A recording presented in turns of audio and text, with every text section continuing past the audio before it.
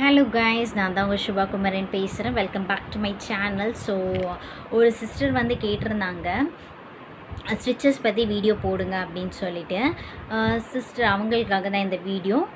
என்னென்னு பார்த்தீங்கன்னாக்கா, ஸ்டிச்சஸ் போடுவாங்க. அதுக்கு முன்னாடி ஒரு இன்ஜெக்ஷன் போடுவாங்க. ஸோ பெயின் ரிலீஃப்கோசரம் அதுக்கப்புறம் தான் ஸ்டிச்சஸ் பண்ணுவாங்க சிஸ்டர். ஸோ உங்களுக்கு முக்கியமானது ஒன்று நான் சொல்லணும், நர்வஸ் பட தேவையில்லை, பயப்பட தேவையில்லை.